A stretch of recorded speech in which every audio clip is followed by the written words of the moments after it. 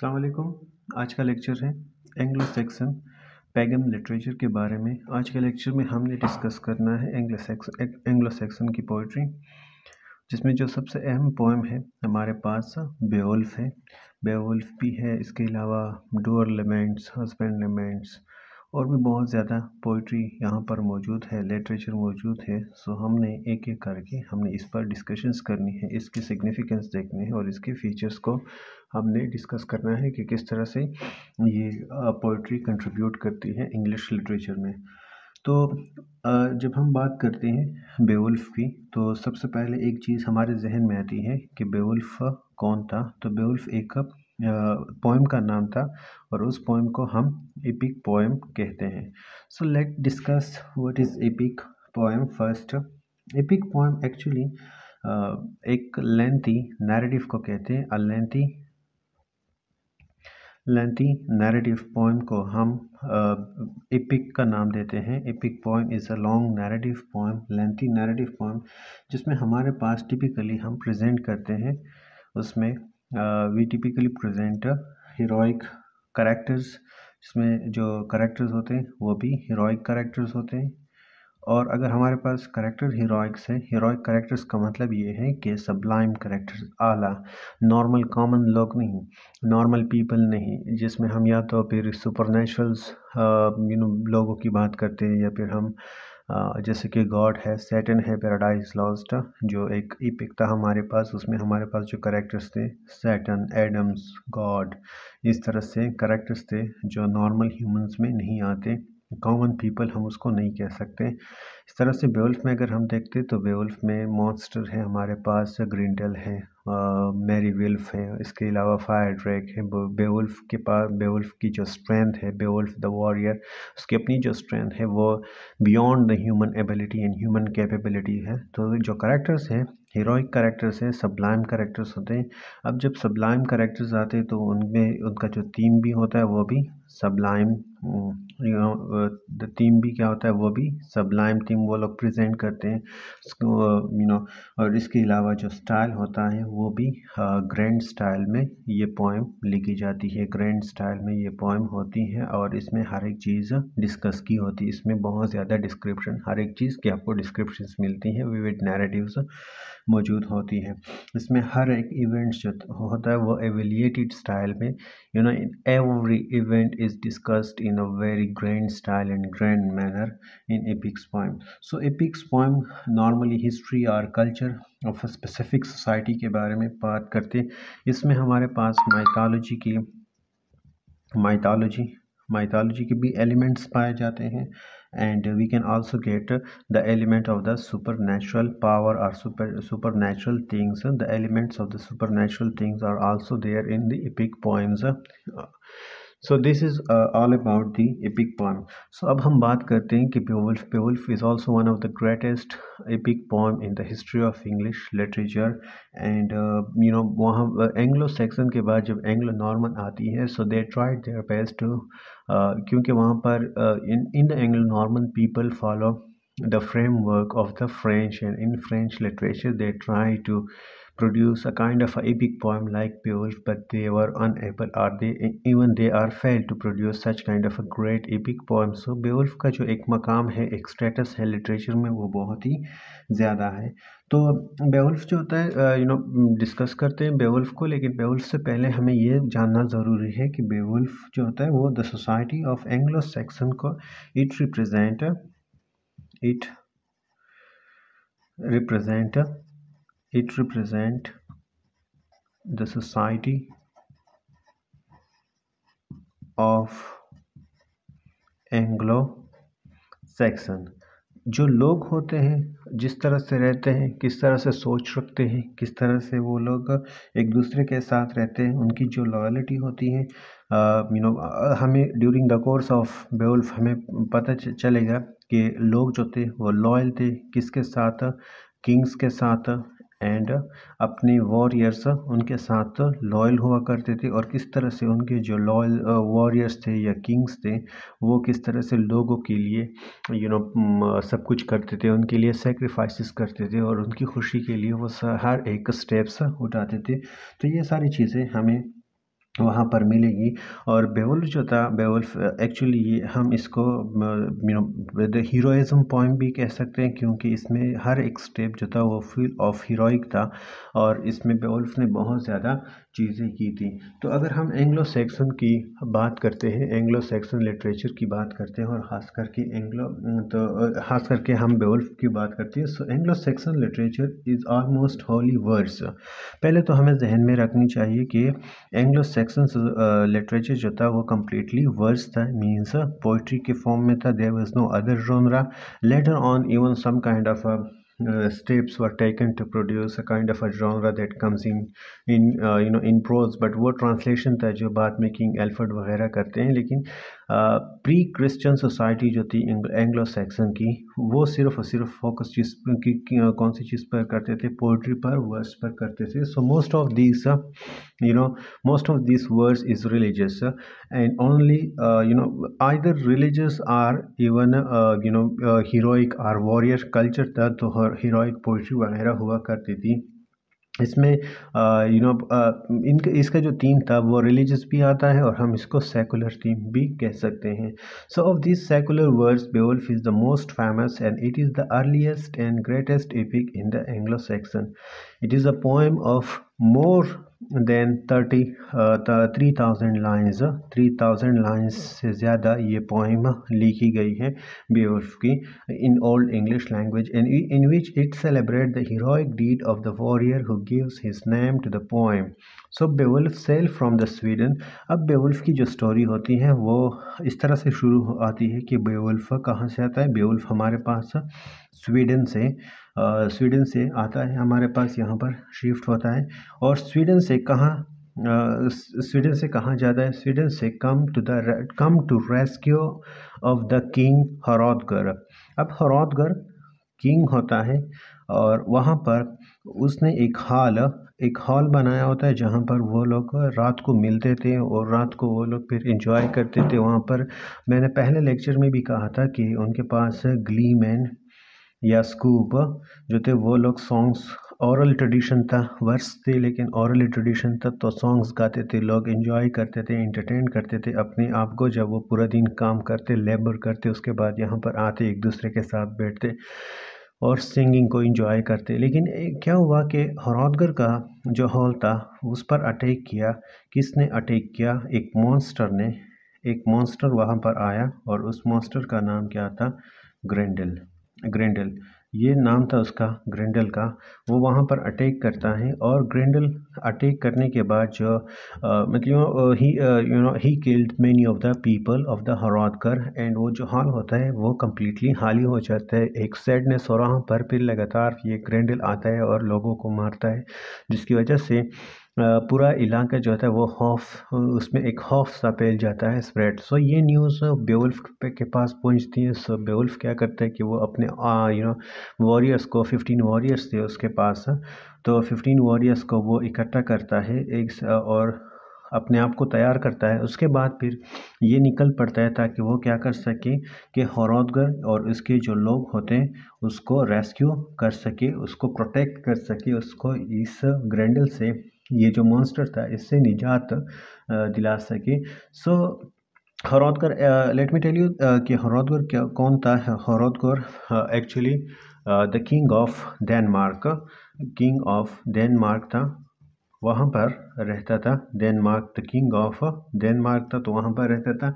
अब यहाँ पर जब बेवुल्फ रेडी होता है अपने 15 वॉरियर के साथ, तो वो आने की तो दे क्रॉस द सी। और यहाँ पर जब सी की बात आती है तो बेवुल्फ में सी के लिए तकरीबन 15 डिफरेंट नेम्स यूज़ हुए हैं, और सी को बहुत ज़्यादा इम्पोर्टेंस दी गई है एंग्लो सैक्सन सोसाइटी में। तो एक बहुत बड़ी पोइट्री, एक बहुत बड़ा portion it is related to the sea, and the description of the sea वहाँ पर हमें मिलता है जब हम बेवुल्फ को स्टडी करते हैं, बेवुल्फ को पढ़ते हैं। तो यहाँ आने के बाद वो क्या करता है कि ग्रेंडल, यहाँ आने के बाद वो लोग वही हॉल में चले जाते हैं। जब रात होती है तो बेवुल्फ इंसिस्ट करता है कि वो इसी हॉल में अपने वॉरियर के साथ स्टे करेगा, जबकि हरोदगर उसको रोकने की कोशिश करता है और उसको कहता है कि यहाँ पर रुकना सही नहीं है, डेंजर है, क्योंकि यहाँ पर जो ग्रिंडल है वो अक्सर आता है, रात को आता है और रात को यहाँ पर हमला करके लोगों को मारता रहता है। So your life is in danger. So Beowulf एक वॉरियर होता है, एक बहादुर किस्म का इंसान होता है, उसकी ब्रेवरी, उसकी करेज पूरी दुनिया में मशहूर होती है। तो वो कहता है कि हम यहाँ आए इसलिए हैं यहाँ पर कि इन लोगों को प्रोटेक्ट कर सके। और यहाँ पर हरोदगर के जो अपने वॉरियर्स थे उन्होंने ट्राई किया था ग्रिंडल को मारने के लिए, लेकिन उनके जो स्वॉर्ड्स थे, उनकी जो तलवारें थी ग्रिंडल पर असर नहीं करती थी। सो हरोदगर उसको वार्न करता है कि ह्यूमन के बनाए हुए जो शील्ड है, जो स्वॉर्ड्स है, वो ग्रिंडल को मार नहीं सकते। तो डेनमार्क कहता है तो बेवुल्फ कहता है कि अगर कोई ह्यूमन के बनाए ह्यूमन मेड स्वॉर्ड अगर ग्रिंडल को किल नहीं कर सकता, नहीं मार सकता, तो फिर हम उसको हाथ से दबोच लेंगे और उसके हम we can get rid of the Grendel and we can even butcher the ग्रिंडल।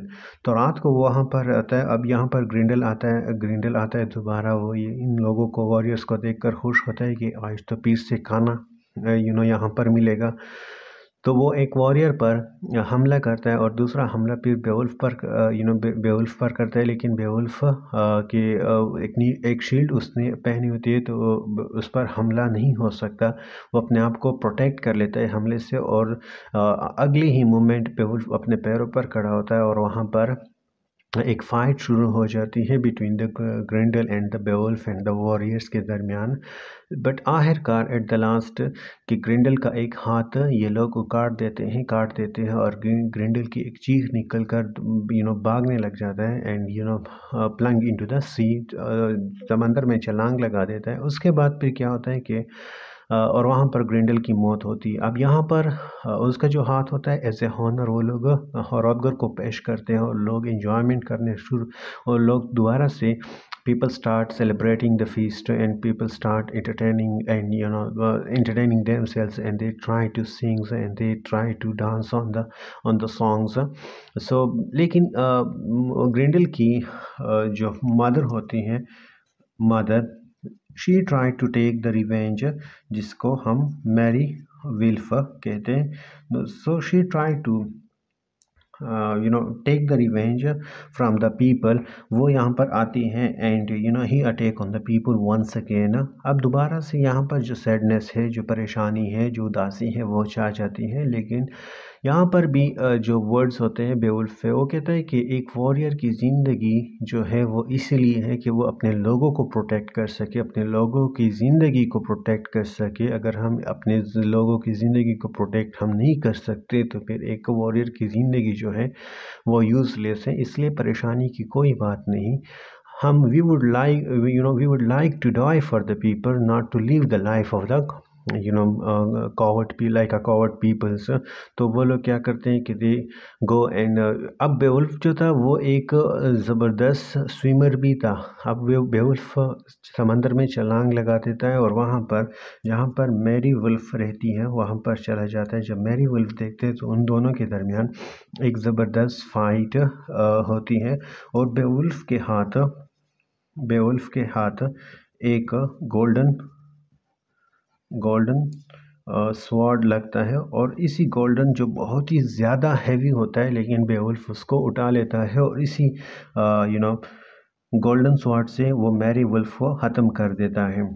वहाँ पर बहुत ज़्यादा ट्रेजर्स भी उनको बेवुल्फ को नज़र आता है, लेकिन बेवुल्फ किसी चीज़ को हाथ नहीं लगाता। तो यहाँ से हमें ये देखने को मिलता है कि उनके लिए ट्रेजर जो था, जो वर्ल्डली ट्रेजर जो था, जो रिचेस थी, जो वेल्थ थी, वो कोई मायने नहीं रखती थी। उनके लिए मायने उनकी ऑनर, जो हमने पढ़ा था पहले लेक्चर्स में कि उनका जो ऑनर था, वो जो फेम था, उनकी जो रिस्पेक्ट थी, वो इसके लिए इन चीज़ों के लिए अपनी जान तक दे सकते थे। उनके लिए कोई वर्ल्डली जो ट्रेजर था, जो वेल्थ था, वो कोई मायने नहीं रखती थी।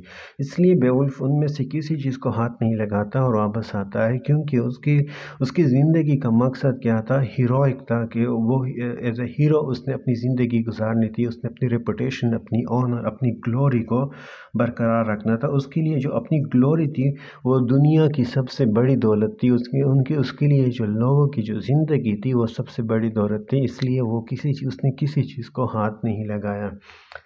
जब वापस आता है तो उसके बाद तो यहाँ पर हमें बहुत ही ज़्यादा इंटरेस्टिंग पैसेजेस मिलते हैं इसी पोइम के अंदर, जिसमें बहुत ज़्यादा विविड डिस्क्रिप्शन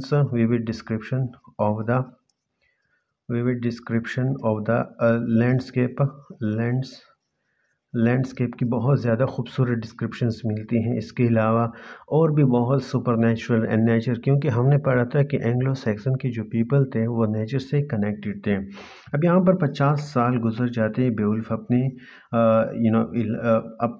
अपने जो जहाँ से वो गया होता है, स्वीडन से दोबारा आ जाते हैं। अब वो 50 ईयर्स बाद वो किंग ऑफ स्वीडन होता है, लेकिन उसका जो जज्बा होता है, स्पिरिट होता है, वो भी अभी तक वही है।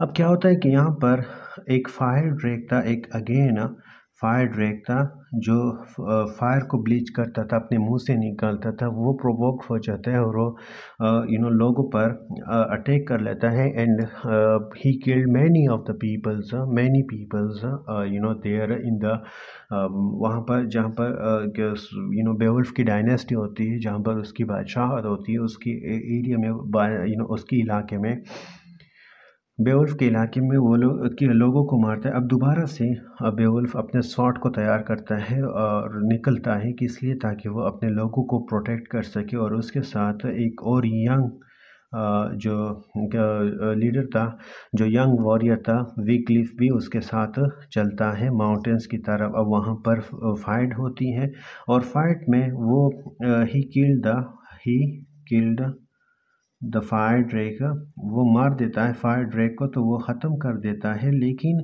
वो फायर बेवुल्फ के अंदर चली जाती है, और जिसकी वजह से बेवुल्फ कम्प्लीटली इंजर्ड हो जाता है और वो बस अबाउट टू डाई। क्योंकि अब यहाँ पर, क्योंकि उन्हें as I say that in the earlier lecture कि वो लोग फैट पर बिलीव करते थे, और फैट से मतलब यहाँ पर डेथ के एक दिन, चाहे इंसान कितनी ही ज़िंदगी क्यों ना गुजारे, कितनी ही शान और शौकत से ज़िंदगी क्यों ना गुजारेगी, इंसान के डेस्टिनी में ये लिखा हुआ है कि एक ना एक दिन आएगा कि वो यहाँ से जाएगा। और इसी चीज़ पर वो लोग बिलीव करते थे। तो वहाँ पर जब वो लोग फायर ड्रैग को ख़त्म कर देते हैं, तो उसके बाद बहुत ज़्यादा उस केव में अगेन वर्ल्डली ट्रेजर्स पड़ा होता है। वर्ल्डली ट्रेजर्स वहाँ पर मौजूद होता है, लेकिन बेवुल्फ या विकलिफ वहाँ पर विकलिफ में मौजूद होता है, लेकिन विकलिफ उस ट्रेजर को हाथ नहीं लगाता और अपने लोगों के पास किसी को बेच देता है कि यहाँ पर आओ और अपने वॉरियर को देखो, अपने किंग को देखो कि किस तरह से उन्होंने अपनी लाइफ आप लोगों के लिए सेक्रीफाइस कर दी। जब लोग यहाँ पर पहुँचते हैं तो लोग रोना शुरू कर देते हैं। किस लिए रोना शुरू करते हैं? क्योंकि वो वहाँ पर एक साइड पर केव में बहुत ज़्यादा ट्रेजर पड़ा हुआ था, लेकिन दूसरी साइड पर बेवुल्फ मर रहा था। लेकिन वो लोग इसलिए रो रहे थे कि उन्हें लग रहा था कि ये जो वर्ल्डली ट्रेजर है, इसकी कोई वैल्यू नहीं है, क्योंकि जो ग्रेटेस्ट जो चीज़ थी, या जो सबसे प्राइसलेस या प्रेशियस जो इंसान था, वो अब हमें छोड़कर जा रहा है।